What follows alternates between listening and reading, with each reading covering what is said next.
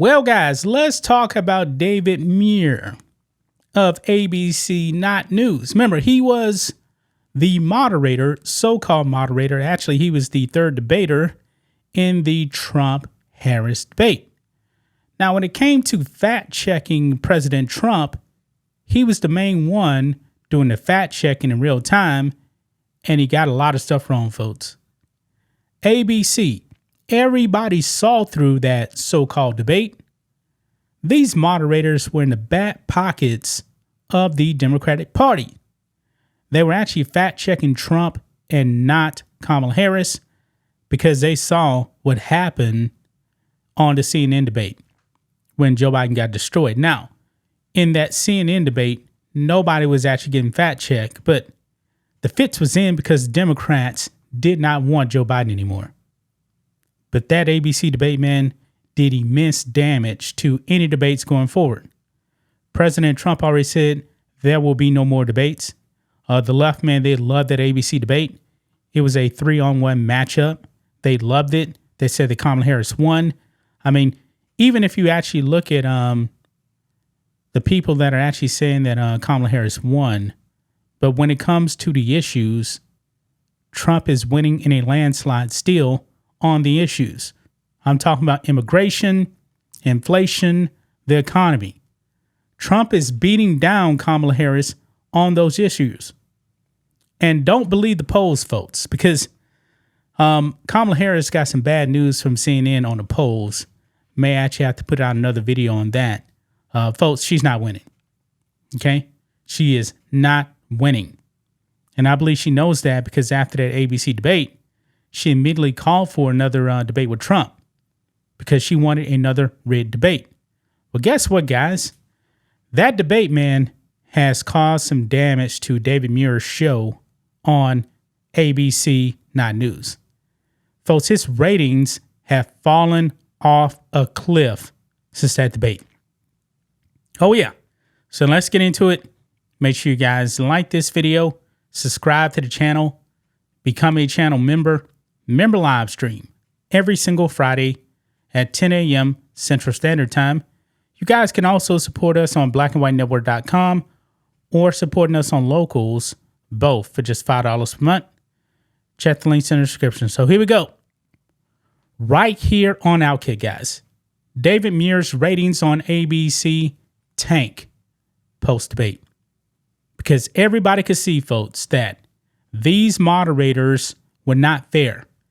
They were doing the will of the Democratic Party, Walt Disney. Of course, ABC is actually owned by Walt Disney.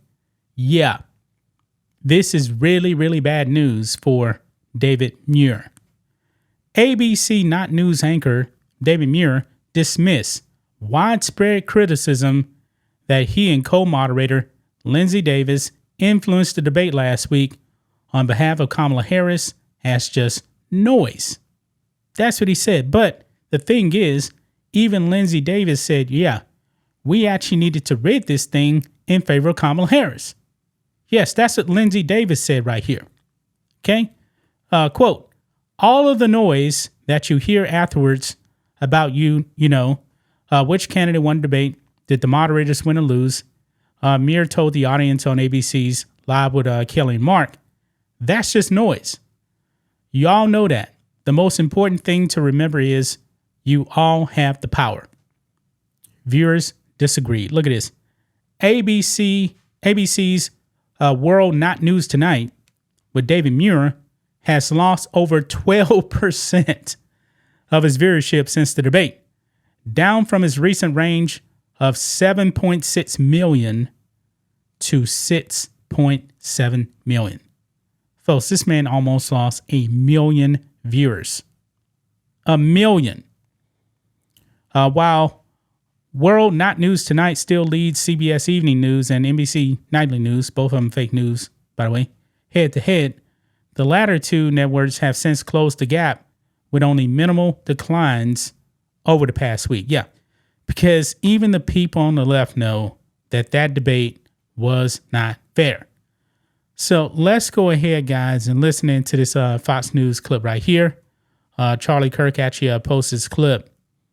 So let's go ahead and roll it. Here we go. Is dismissing criticism and allegations of bias surrounding his performance as moderator in last week's presidential debate. Here's what Muir said just a short time ago. We spent a lot of time, and I believe it was our duty to ask the issues that Americans care about. You know, the economy.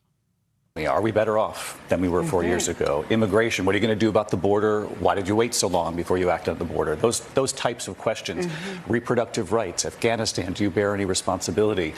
Peaceful transfer of power with the next election coming. You know, these are all really important issues, the issues of our time, really. And I always say as a moderator, you know, what the candidates decide to do with that time, you can ask the questions, but they'll answer with whatever they choose to answer with. That's right. And you have to be ready for whatever might come your way, even the most unexpected of moments.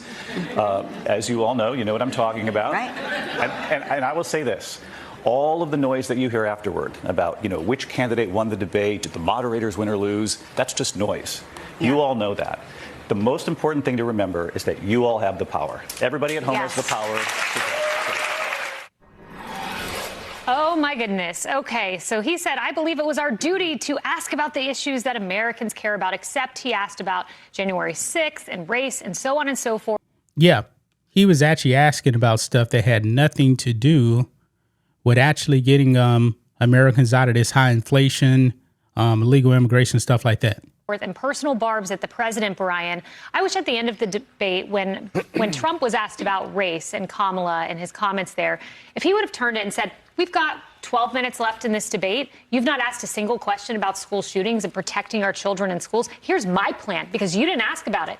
The American people care about that. You chose to go at me personally. He did. To come out of nowhere and say Obamacare, that was the policy from 4 years ago. Healthcare is important, absolutely. But no one's debating about taking away Obamacare. It's not even an issue in this debate.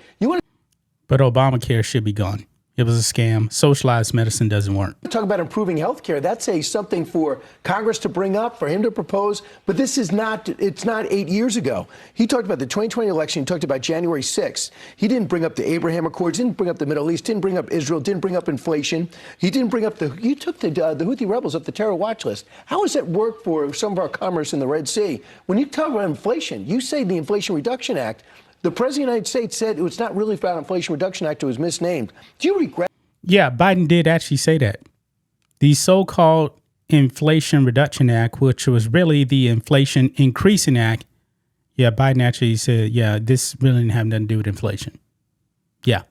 Spending $8 trillion and heading towards the deficit. How do you plan on getting down the deficit? And if you do want to make sure everyone is fact-checked, make sure everyone is fact-checked. You didn't have one fact-check on her. The most egregious, we all know it, the war zone.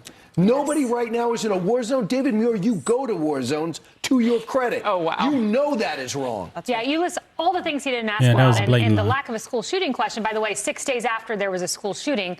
You know, the fact check was unsurprising because they let the cat out of the bag to the LA Times. And they said this. They thought people were concerned that statements were allowed to just hang in the first debate against Biden and not be disputed by then candidate Biden at the time or the moderators. So this was about this one egregious for Biden-Harris. We need to make sure it goes well for Kamala Harris. Well, look, I mean, all of this is under the cloud of unfairness. And are we surprised after the NABJ debacle that ABC News took the lead on that stage and we had all sorts of phantom microphone problems, so on and so forth, Trump on the end, me on the other end. They have another one of those coming up today. I'm curious to see if they're going to treat Kamala Harris the way that they treated President Trump, because it was decidedly very, very ambush feeling. I'll just put it that way. ABC News again with the debate. There's kind of a TikTok here. A little bit different, though, with that ABC News affiliate reporter who interviewed Kamala Harris on Friday.